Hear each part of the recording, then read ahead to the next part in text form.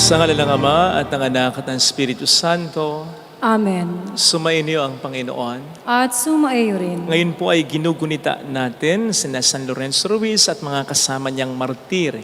Hilingin natin ang tulong ng Panginoon na tulad ni San Lorenzo at ng kanyang mga kasama, tayo maging seryoso at desdido, dedicated lagi sa pagsunod kay Kristo. Upang tayo maging marapat, halina't magsisimula tayo sa ating mga kasalanan.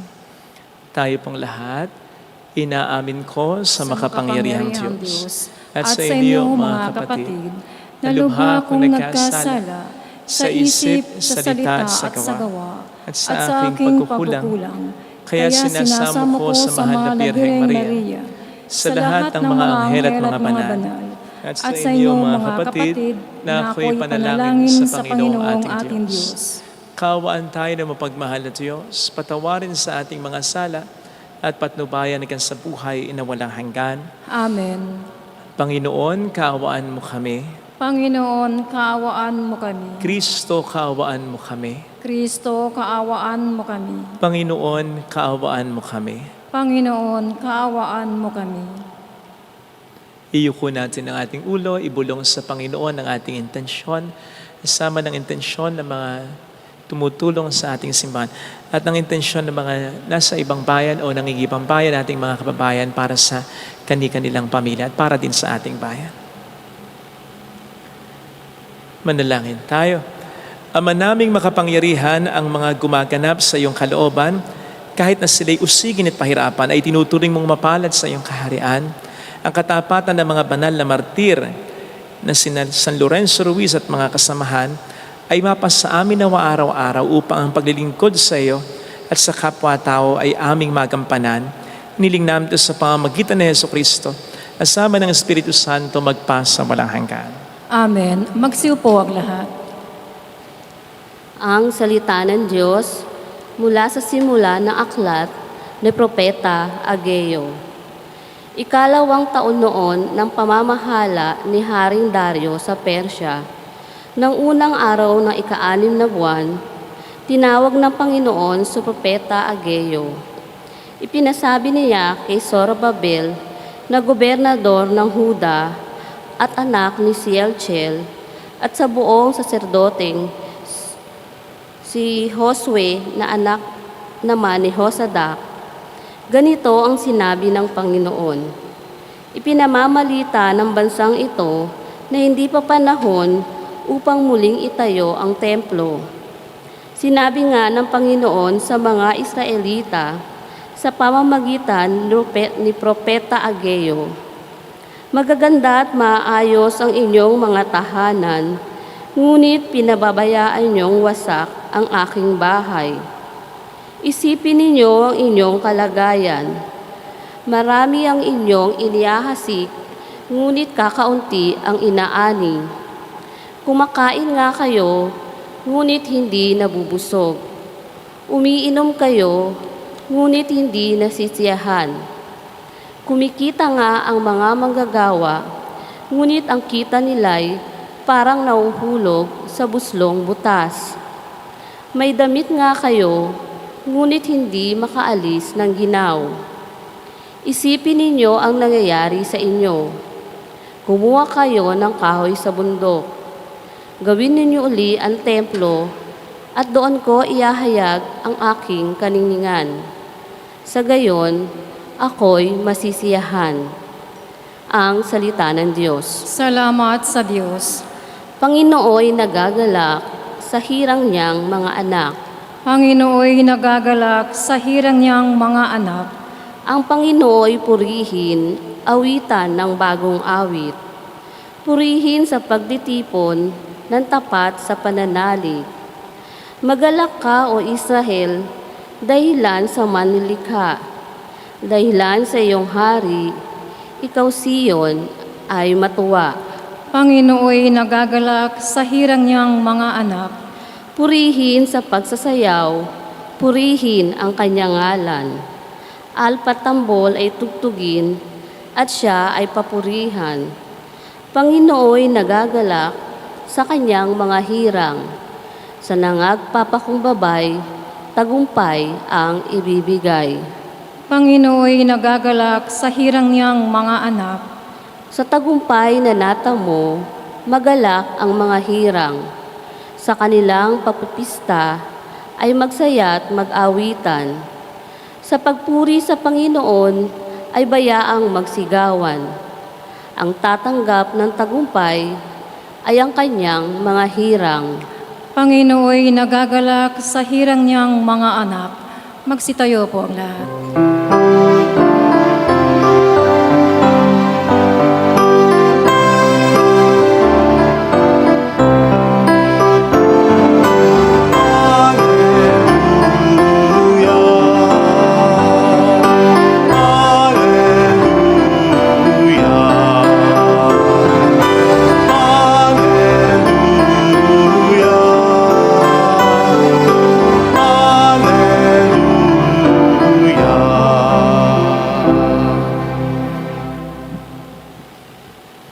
Sumainyo ang Panginoon. At sumaiyo rin. Ang mabuting balita ng Panginoon ayon kay San Lucas. Papuri sa iyo, Panginoon. Noong panahong iyon, nabalitaan ni Herodes na tetrarka ng Galilea ang lahat ng ginagawa ni Jesus. Nagulo ang kanyang isip sapagkat may nagsasabing muling binuhay si Juan Bautista. May nagsasabi namang lumitaw si Elias. At may nagsasabi pang muling nabuhay ang isa sa mga propeta noong una. Kahit ang sabi ni Herodes, pinapugutan ko si Juan, ngunit sino ang nababalitaan ko ito? Marami akong narinig tungkol sa kanya. At pinagsikapan niyang makita si Jesus. Mga kapatid, ang mabuting balita ng Panginoon. Pinupuri ka namin, Panginoong Heso Kristo. Mahirap magmahal ng maling tao. Yung akala mo ay serious, pero curious lang pala sa'yo. Yung akala mo ay desidido, pero interesado lang pala sa'yo. Mahirap ito kapag sa paglaon ng panahon ay nakapag-invest ka na ng time, ng energy, ng love, maging ng material na bagay. Tapos, interesado lang pala siya. Curious lang pala siya. Minsan ka lang magmamahal. Pinaglaban mo, pinagtiyagaan mo sa maling tao pa. Sayang, hindi ba? Kaya mag-ingat po tayo sa mga taong ganito. Bakit nga ba tayo? Bakit nga ba ako kasama? Kayo lang pala. Seriously, kahit naman sa mga may asawa na maging desidido at seryoso na kayo sa inyong asawa para hindi na kayo maging curious at interesado sa iba. Pero paano nga ba natin malalaman, for the sake lalo na ng mga single, kung ang isang tao ay serious at decided para sa'yo at hindi curious at interesado lang sa'yo. Sapagkat yung dalawang yan, parehong nagsisimula yan sa magagandang mga ngiti, sa kindatang ganyan, sa pakyutan na ganyan. Parehong nagsisimula yan sa madalas na pagte-text, pakikipag-usap, gamit ang mga matatamis na salita. I care for you, I miss you, I enjoy being with you, gusto kitang nakikita, ang ganda-ganda mo, gwapo-gwapo mo, ganoon. Parehong nagsisimula yan sa madalas sa pakikipagkita na may parega-regalo pa. Ayan. Hanggang sa ma-fall ka na, mahulog na ang loob mo sa kanya. May love ka na. Na wala namang masama kung seryoso ka na at desidido ka na para sa kanya. Paano kung siya hindi pala? Paano kung interesado lang siya sa'yo? Paano yung curious lamang siya sa'yo? Kasi maganda ka, gwapo ka, may pera ka, may napapala siya sa'yo. Patay na. Diba? Kaya mag-ingat sa mga taong ganyan. That is why, sa relasyon, kinakailangan talaga ng enough na panahon. Sapagkat time will tell kung ang tao ay seryoso at desidido sa'yo at hindi curious at interesado lang sa iyo. Halimbawa, kung sa paglipas ng panahon, ang pakikipag-usap sa iyo, even through text, at pakikipagkita sa iyo ay hindi nagbabago. Nagbago man ay mas dumalas pa, mas naging malimit pa, mas naging malalim pa. Sa inyong pagkikita nga, kung minsan, tinginan nyo lang sa mata, nagkakaintindihan na kayo. Sa dalas at sa pagiging consistent ng pagkasama, pakikipagkita niya, at pagka-text niya sa iyo. Ibig sabihin nun, pwedeng seryoso na siya at desidido na siya para sa iyo. Pero kung sa paglipas ng panahon, ay nagpapalipas din siya ng panahon bago mag-text sa iyo, even just to check on you. Tapos ay kahit yung hindi niya pagre-reply sa iyo, na alam niyang ikaw ay pwedeng magalit o pagtampo, ay mali yun. Hanggang sa maubusan na siya ng excuses, na busy siya, ganito ang ginagawa niya. Yung excuse niya, nauulit na. Ay, hindi na tama yun. At pagkatapos, kung makikipagkita siya sa iyo, isisingit ka lamang niya sa schedule niya, tuwing weekdays pa. Bakit ko sinabing tuwing weekdays pa? Kasi naman, alam natin, di ba? Lalo na kayo who work from Monday to Friday. Mahalaga para sa inyo ang Friday, night, ang Saturday, ang Sunday. Yan yung mga rest moments ninyo Kaya yun yung mga moments na mahalaga para sa inyo. Kung kaya, kapag ang date o ang pakikipagkita ng tao sa iyo ay itatapat niya sa mga moments na ito, ibig sabihin mahalaga ka sa Kanya. Kasi sa mga moments na mahalaga para sa Kanya, ay inilalaan niya para sa iyo talaga. Pero kung makipagkita siya sa iyo ay biglaan, kung kailan lang niya maisipan, weekdays pa, alanganing oras pa at nagmamadali pa siya, malamang sa curious at interesado lamang siya. Ang mas masama pa dyan ay curious at interesado lamang siya, paminsan-minsan pa. May konsolasyon sana kung curious at interesado siya, tapos minuto araw-araw. Baka pwedeng makapasa na yon sa love or pagiging serious at dedicated or decided for you. Pero kung paminsan-minsan lang at kung kailan niya maibigan lang, napapabor pa sa kanyang kagustuhan, iba na yun. Halimbawa, game lang siya kapag okay yung pupuntahan mo para sa kanya. Dahil gusto rin niya mapunta dun sa pupuntahan ninyo. Gusto rin niya yung movie na panonoorin ninyo. Makita mo, excited siya. O kaya, alam niyang may mangyayari sa inyo. Alam mo na, excited siya.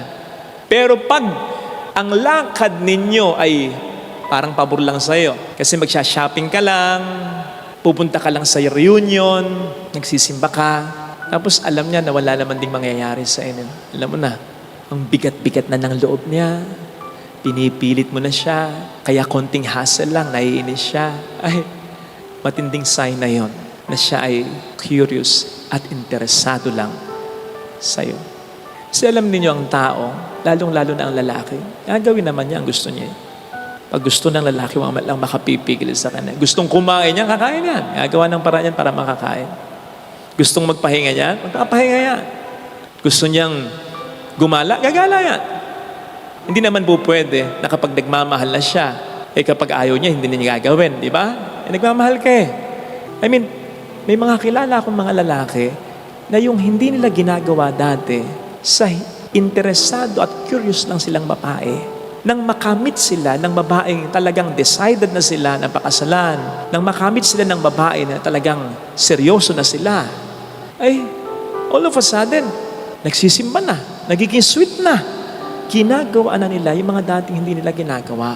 Kaya nga sabi natin, and to paraphrase it, sa gusto maraming paraan, sa ayaw maraming dahilan, sa curious at interesado lang maraming dahilan, pero sa serious at decided talaga maraming paraan. I'm sure the last thing that you want to happen in your life is to become deeply connected with someone na hindi ka naman makakita ng linaw kung talagang kayo ba habang buhay. Yun kasi ang mahirap sa tao Sometimes, man can be very cunning, pretending that he or she is serious with you, dedicated to you. Pero hindi dahil he or she loves you, but because he or she just wants to keep you. Kasi curious lang siya. Interesado lang siya. And as I said, paminsan-minsan pa. Beware of this kind of people. Tingnan po ninyo ang ating Panginoong Hesukristo kung bakit napunta yung usapan dito. Bata pa lang siya. In fact, nasa sinapupunan pa lamang siya. Gusto na siyang makita ni Herodes. Yung Herodes na matanda, ha? Kasi yung Herodes dito sa Ebanghelyo, ito na yung anak ng Herodes na matanda. Diba? Nasa sinapupunan pa lamang siya. Gusto na siyang makita ni Herodes. Nang siya'y nagbinata, ito sa Ebanghelyo, gusto pa rin siya uling makita ni Herodes, yung anak na nung matanda. Okay? Nagets nyo? Pero parehong Herodes, yung mag-ama, pareho siyang gustong makita. At bakit? Dahil seryoso sila kay Kristo, dahil decided sila na ibigay ang kanilang buhay kay Kristo. Curious lang sila. Interesado lang sila. Kaya po ang Panginoon hindi naman pinarioritize na makita sila. Sapagkat alam ng Panginoon na yung pagiging interesado at curious lang nila, Herodes, will just waste his limited time on earth and will just even lead to his suffering and death. Hindi pa naman niya oras. O di ba't ganun talaga ang nangyari? Nung makita na ni Kristo si Herodes, yun na ang naging simula ng paghihirap at kamatayan niya. Kaya, mag-ingat tayo na magmahal ng mga maling tao. Yung mga taong interesado lang sa iyo at curious lang sa iyo kung kailan nila gusto. Sapagkat hindi ka lamang nila sasaktan balang araw, kundi sasayangin pa nila ang malaking bahagi ng iyong buhay. Yung bahagi ng iyong buhay na paaasahin ka lang niya at yung bahagi ng iyong buhay na i-give up ka na niya to be followed ng mga panahon na malulungkot ka. Di ba? Mahihirapan ka pang magmahal ng iba kahit na ito ay tamang tao na kasi napagod ka na sa una, nadala ka na sa una na maling tao pala. But you know what? Mayroong solusyon dito. Again, mag-ingat sa mga maling tao. Pero sa mundong ito na hindi ka makasigurado, sa mundong ito na maraming mapanlinlang na tao, ang magandang solusyon ay ang tayo ay maging seryoso at desidido lagi sa ating relasyon sa Panginoon. Higit pa sa kung ano, higit pa sa kung kanino, pahalagahan natin ang relasyon natin kay Kristo. Sapagkat siya naman talaga mula pa noong una hanggang ngayon at sa mga susunod pang panahon, ang mananatiling seryoso at desidido, dedicated din para sa atin kahit na madalas ay curious at interesado lang tayo sa Kanya. Siya itong sa atin ay hindi bumibitaw. Siya itong sa atin ay hindi nagde-deny. Siya itong sa atin ay hindi nagbabago. Siya itong sa atin ay sasalo at sasalo. Iwan man tayo ng tao. Di ba't yun naman din ang pangako niya? Malimot man ang ina ang anak niya, hindi niya tayo kalilimutan. Ito sana ang hilingin nating biyaya sa ating banal na misa, ang mas manuot sa puso natin at mas paniwalaan natin ang pagmamahal ng Diyos sa atin na hindi nagbabago. Tulad ng paghawak dito na ginawa ni San Lorenzo at ng kanyang mga kasama. Kaya naman nasabi niya na kahit 1,000 buhay pa ang meron siya, ay ihahandog pa rin niya sa Diyos. Talaga. Kasi sigurado siya na ang Diyos ay hindi magbabago sa Kanya. Siya nga itong kamuntik pang magbago, di ba? Kasi nung una, nagdadalawang isip pa siya kung ang buhay niya ialay niya talaga. Hanggang sa, hindi na. Ialay ko na ang buhay ko. Kasi he must have realized, hindi ko naman nasubok ang Diyos. Ba't ako pa susubok sa Kanya? At alam ko na ang Diyos, kahit ako'y nag-iisa na lamang sa mundo, iaalay pa niya rin ang buhay niya para sa akin. Yun at nung busod kay San Lorenzo, iaalay din ang kaniyang buhay. So ito sana ang panghawakan nating biyaya sa buhay na ito, ang pagmamahal ng Diyos sa atin na hindi nagbabago. Sa mundong ito na hindi ka sigurado kung mahal ka nga ng tao at kung makasigurado ka man ay hindi ka rin sigurado kung ito habang buhay ay hindi magbabago. Maging seryoso at desidido nawa tayo kay Kristo. Amen. Lagay natin ang ating kanang kamay sa tapat ng ating puso.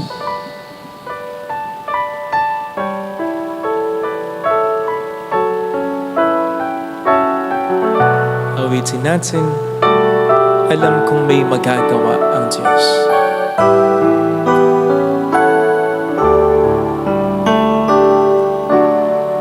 Alam kong may magagawa ang Diyos. Alam kong may magagawa ang Diyos. Alam kong may magagawa Walang imposible sa Kanya. ang Diyos. Kung ako'y magtatapat, Kung ako'y magtatapat sa Kanya'y maglilingkod, sa Kanya'y maglilingkod, alam kong may magagawa ang Diyos.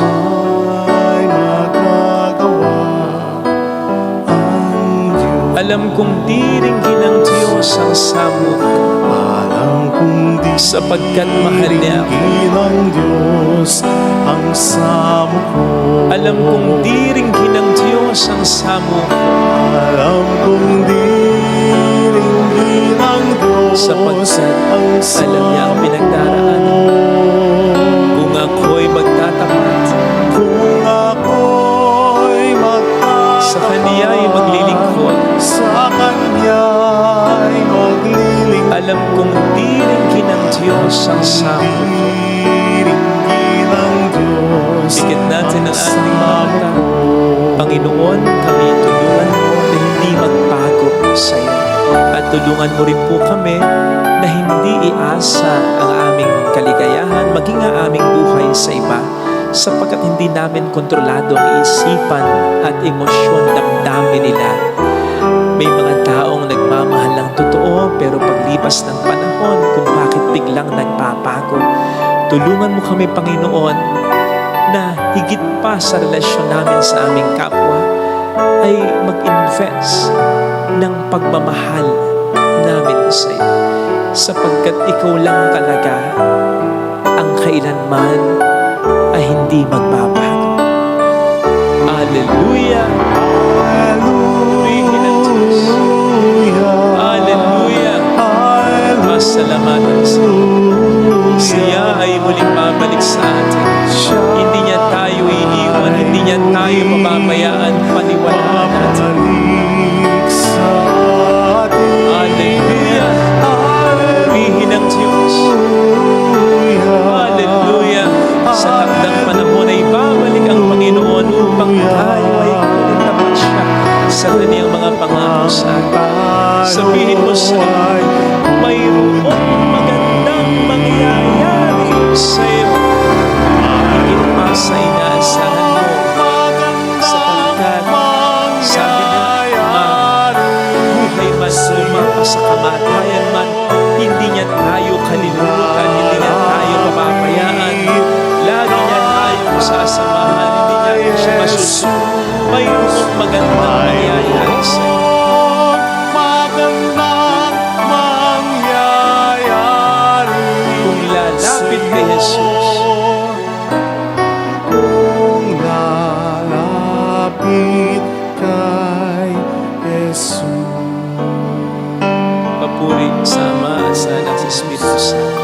Kapana ng sa unang-una, ngayon at magpakailanman, magpasa walang hanggan. Amen. Mag-aalay po.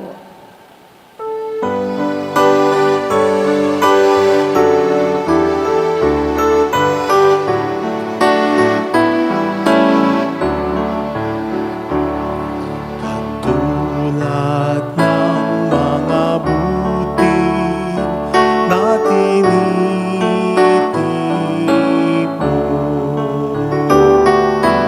upang maging tinapay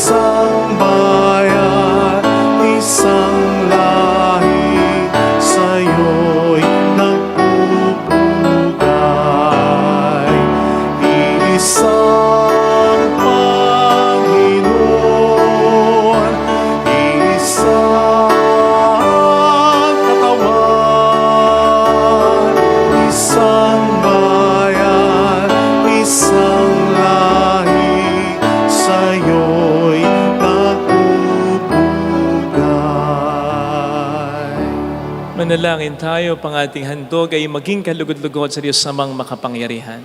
Tanggapin nawa ng Panginoon itong paghahain sa iyong mga kamay, sa kapurihan niya at karangalan, sa ating kapakinabangan at sa buong sambayanan niyang banal. Ama naming lumikha, ang iyong pagkadakila sa mga banal na martir na sina San Lorenzo Ruiz at mga kasamahan ay nagbubunsod sa aming mag-alay ng aming abang nakayanan. Kami umaasang tutugunin mo ang kanilang dalangin na iyong pagdamutan at tanggapin ang mga alay na pag-asaluhan sa banal na piking. Niling namin ito sa pamamagitan ni Jesucristo, asama ng Espiritu Santo magpasa walang hanggan. Amen. Sumainyo ang Panginoon. At sumaiyo, Itaas sa Diyos ang inyong puso at diwa. itinaas na namin sa Panginoon. Pasalamatan ng Panginoong ating Diyos. Marapat na siya ay pasalamatan. Ama naming makapangyarihan, tunay kang marapat na ikaw ay aming pasalamatan. Ngayong aming kagalakan na sina San Lorenzo Ruiz at mga kasamahan ay parangalan. Sila'y kapanalig naming may paninindigan na ikaw ay ipahayag kahit na sila'y mamatay, sapagkat minarapat mong kanilang matularan ang iyong anak na naghain ng sariling buhay. Tulad ng naganap sa iyong anak, ang dugo ng mga martir ay dumanak, hindi dahil sa katatagang likas, kundi dahil sa iyong bigay na lakas. Kaya kaisa ng mga anghel na nagsiawit, nang papuri sa iyo ng walang humpay sa kalangitan, kami nagbubunyi sa iyong kadakilaan. Santo, Santo, Santo, Panginoong Diyos ng mga hukbo, napupuno ang langit at lupa ng kadakilaan mo, Hosana sa kaitaasan. Pinagpala ang naparirito sa ngalan ng Panginoon, Hosana sa kaitaasan. Ama naming banal, ikaw po ang bukal ng tanang kabanalan. Kaya't sa pamamagitan ng iyong Espiritu gawin mong banal. Ang mga kaloob na ito upang para po sa amin ay maging katawan at dugo ng iyong anak na aming Panginoong Hesukristo. Bago niya pinagtiis ang kusang loob na maging handog, hinawakan niya ang tinapay, pinasalamatan kaniya. Pinaghati-hati niya iyon, niabot sa kaniyang mga alagad at sinabi, "Tanggapin ninyong lahat ito at kanin. Ito ang aking katawan na ihahandog para sa inyo."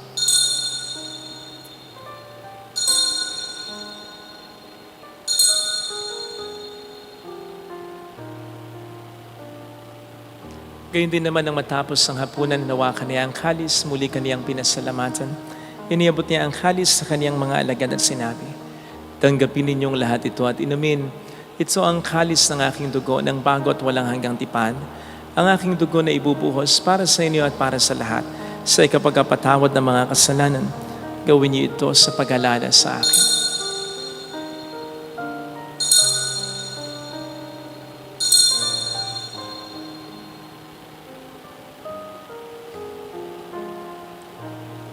Ipagbunyi natin ang misteryo ng ating pananampalataya. Si Kristo ay namatay, si Kristo ay nabuhay, si Kristo ay babalik sa wakas ng panahon. Ama, ginagawa namin ngayon ng pag-alaala sa pagkamatay at muling pagkabuhay ng iyong anak, kaya nialay namin sa iyo ang tinapay ng buhay at ang kalis ng kaligtasan. Kami nagpapasalamat dahil kami iyong minarapat at tumayo sa harap mo para maglingkod sa iyo. Isinasamo namin kami na magsasalo sa katawan at dugo ni Kristo ay mabuklod sa pagkakaisa sa pamamagitan ng Espiritu Santo. Ama, lingapin mo ang iyong simbahang laganap sa buong daigdig, puspusin mo kami sa pag-ibig. Kaisa ni Francisco na aming Papa, ni Dennis na aming Obispo at ang Tanang Kaparian. Alalahanin mo mga kapatid naming nahimlay nang may pag-asang sila'y muling mabubuhay. Kaawaan mo sila at patuloyin sa iyong kaliwanagan. Kaawaan mo at paging tapatin kaming lahat na makasalo sa iyong buhay na walang wakas. Kaisa ang mahal na Birhen ng Lasalet, ang ina ng Diyos.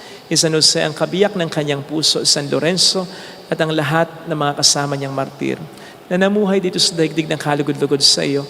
May pagdiwang nawa namin ang pagupuri sa ikararangal mo sa pamamagitan ng iyong anak at sa aming Panginoong Hesukristo.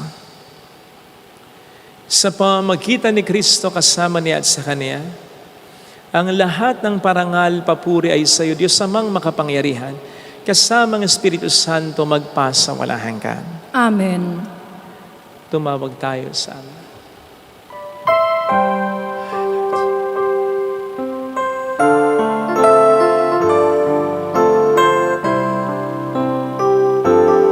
Ama namin, sumasalangit ka.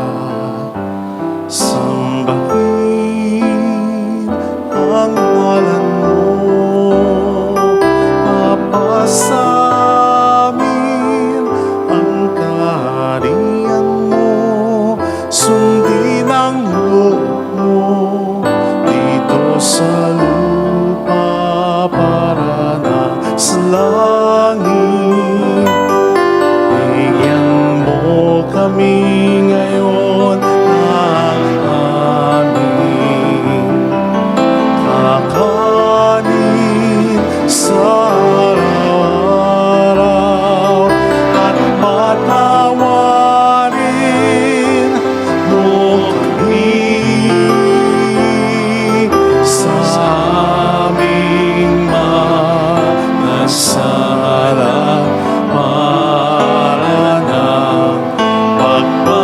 Pagpatawad namin sa nagpapasala sa amin, at huwag mo kaming ipahintulot sa tukso, at ihadya mo kami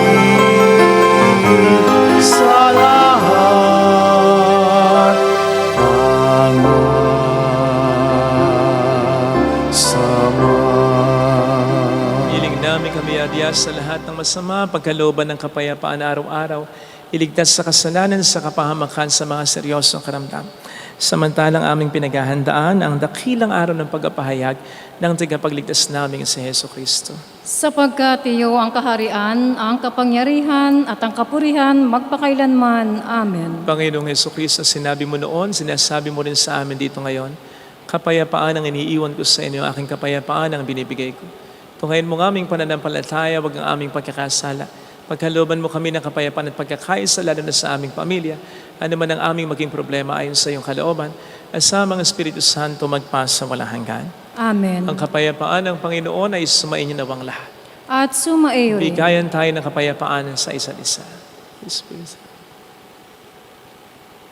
Kordero ng Diyos, Na nag-aalis ng mga kasalanan ng sanlibutan, maawa ka sa amin. Kordero ng Diyos na nag-aalis ng mga kasalanan ng sanlibutan, maawa ka sa amin. Kordero ng Diyos na nag-aalis ng mga kasalanan ng sanlibutan, ipagkaloob mo sa amin ang kapayapaan.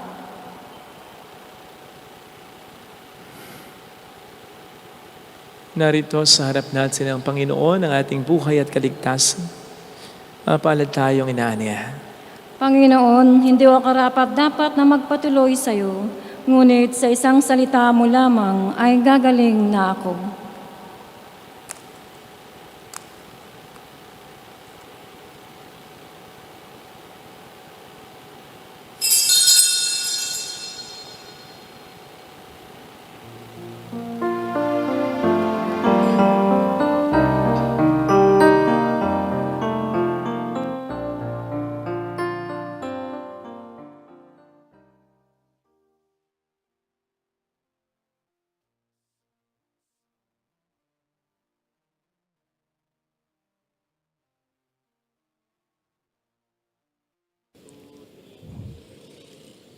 Panalangin para sa espiritual na pakikinabang. Panginoong Hesus, ako ay naniniwala na ikaw ay nasa kabanal-banalang sakramento. Iniibig kita ng higit sa lahat at ninanasa kong tanggapin ka sa aking kaluluwa. Sapagkat sa mga sandaling ito, hindi kita matatanggap sa sakramento. Tumuloy ka sa espiritu sa aking puso. Niyayakap kita na para bang naririto ka na. Inaalay ko ng buong buo ang aking sarili sa iyo. Huwag mong hayaang mawalay ako sa iyo. Amen.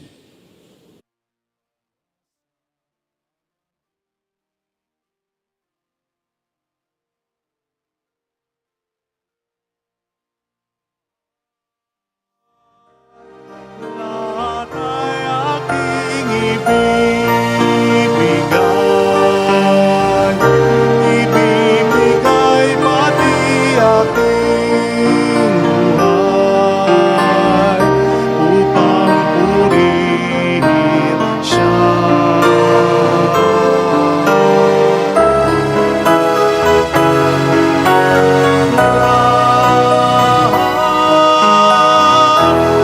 Lahat ay aking ibibigay, ibibigay pati aking buhay, upang purihin siya. Upang purihin siya. Manalangin tayo. Ama naming mapagmahal, amin ang pinagsaluhan ng haing nagbibigay buhay. Habang panahon kaming lilingon sa iyo dahil sa lahat ng iyong awa at biyaya, bilang tugon sa dalangin ng mga banal na martir na sina San Lorenzo Ruiz at mga kasamahan. Marapatan mong kami makarating sa kaluwalhatiang nilaan mo sa amin. Hiniling namin ito sa pamamagitan ni Jesucristo, asama ng Espiritu Santo magpasa walang hanggan. Amen. Holy God, Holy Mighty One, Holy Immortal One.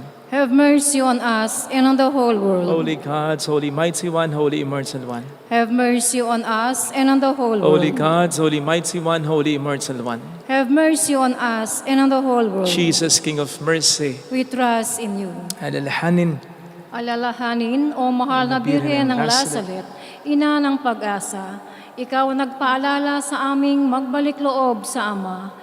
Ito ang nagpapatunay na ang kagandahang loob mo'y nanatiling busilak sa pag-aaruga mo sa amin, tungkulin mo'y tinupad.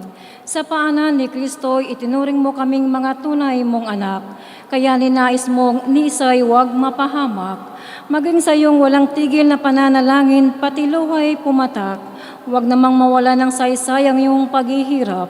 Hiling nawa namin sa iyo, o aming inang liyag, na matapos ang pakikibagak namin sa mundong ito at sa pananatili naming tapat kay Kristo, sa kapurihan mo'y makibahagi kaming ganap upang kung nasaan ka ngayon ay maparoon din kaming lahat at ang kaganapan ng kaluwalhatian ng Diyos Amay tuluyang matupad. Siya nawa. Malapiran ng Lazaret at kapagkasundo ng mga makasalanan. Ipanalangin mong walang patid kaming mga dumudulog sa iyo. Sumayin niyo ang Panginoon. At sumaiyo rin. Pagpalain kayo kasama ang ating pamilya na mapagmahal at Diyos, ng Ama at ng Anak at ng Espiritu Santo. Amen. Mayo tayo sa kapayapaan ni Kristo. Salamat sa Diyos.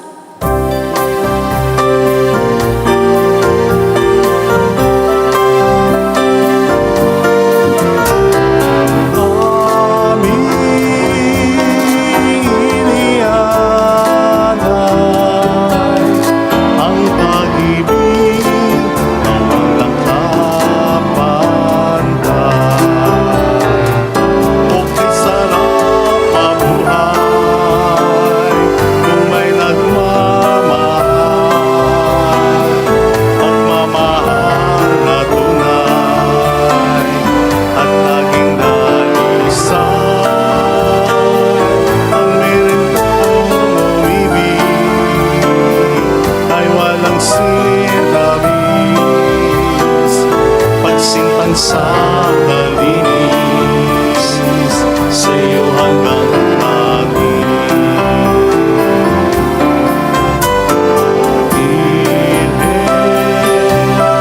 Birhen mahal, sa awit at sa dasal